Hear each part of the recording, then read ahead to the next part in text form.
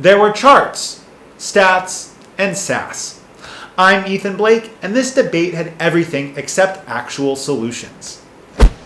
In this place where big money now rules, and in which fakery is now the order of the day, and numbers no longer have to be real, there is one point that stands out, and that is that the fakery on the floor is belied by the language of the bill.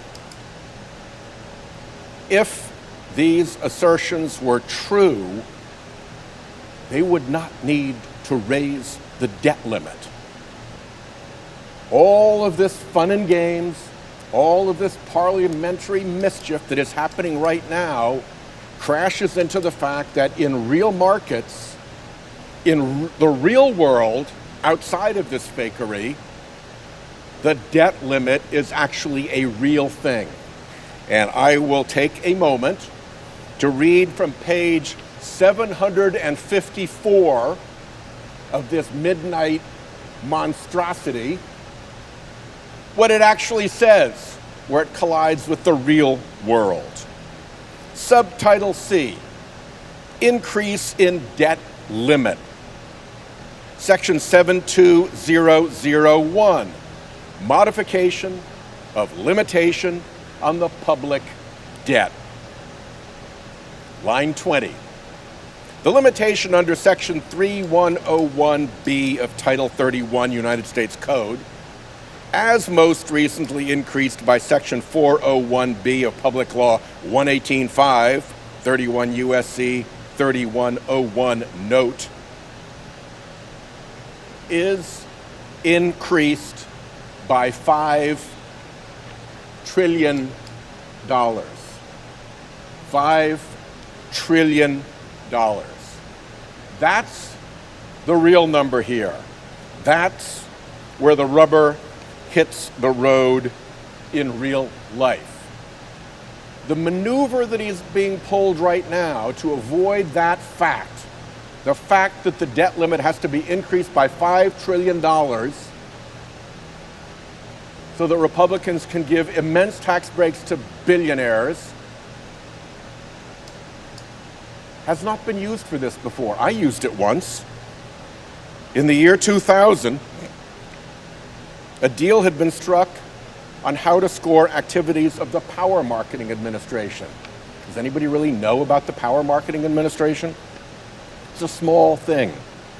Over the years, the Congressional Budget Office started scoring the program differently than the Senate had agreed to in 2000. So in 2023 and 2024, Senate Budget Chair, me, and the House Budget Chair, Jody Arrington, on a bipartisan basis, invoked this section to have CBO return to the original Senate agreement and not the variation that they had created. This is what Section 312 has been used for, to resolve technical ambiguity, to advance a bipartisan appropriation deal, not to create Senate floor fakery belied by the $5 trillion debt limit hike that Republicans are obliged to pass to make good on this huge billionaire blowout that we're forcing through the Senate floor now. I yield the floor. You want to talk about fakery, Senator Whitehouse? Let's talk about the real theater happening right here on the Senate floor. Because what I just witnessed wasn't a budget analysis. It was a meltdown disguised as moral outrage. Whitehouse steps up with that smugness we've come to expect, waving around page 754 of a massive omnibus bill like it's some sacred scroll, pretending he's just uncovered the smoking gun of Republican corruption. But let's get one thing straight right now. This entire speech was projection.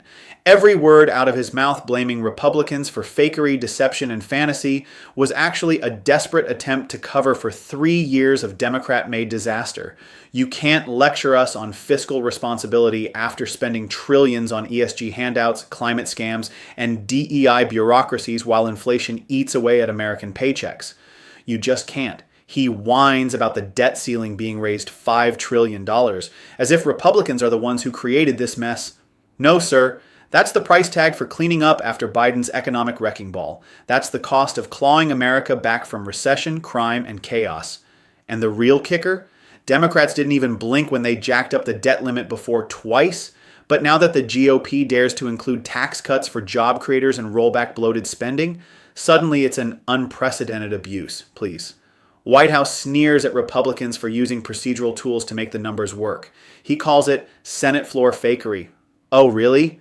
What do you call it when your party hides billions in spending under emergency pandemic response to bypass caps?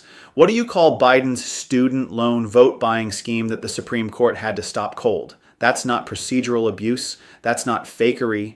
Let's be honest. This isn't about debt or transparency. This is about power. The Democrats built a government that feeds itself first. Every program, every office, every DEI czar and climate coordinator is just a taxpayer-funded monument to their ideology. And now that Republicans want to trim the fat and give that money back to the people, they act like it's the end of the world. And that line, Republicans are giving immense tax breaks to billionaires. What a tired, dishonest trope.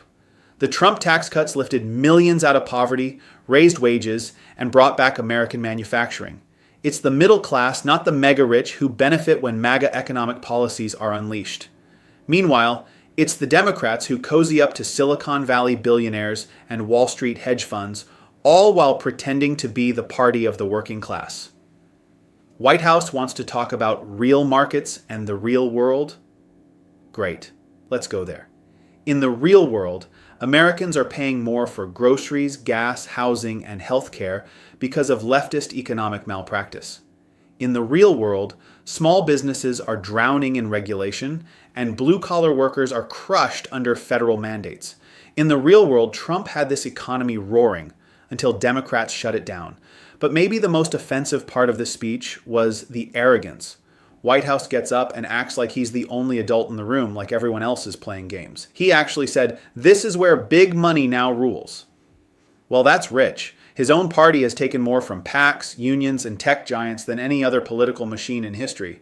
This is the same party that rewrote election laws under the guise of COVID safety and poured dark money into swing states. Senator Whitehouse, your real issue isn't with Republican math. It's with the fact that the American people are starting to understand it. You're mad because the MAGA movement is pulling back the curtain on this corrupt, bloated system you've helped protect. You're angry because we're exposing how trillions have been wasted on policies that sound good in faculty lounges but fail real Americans. You tried to scare us with big numbers, but we've seen bigger damage from your side. The real threat to America's future isn't tax cuts for producers.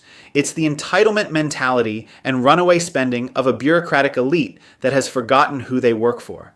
So don't hide behind budget footnotes. Don't try to weaponize procedure while pretending to be the truth teller. We see through it. You're not fighting for fiscal responsibility. You're fighting to keep your hands in the pockets of working Americans. And here's the truth you don't want to hear. We're not going back.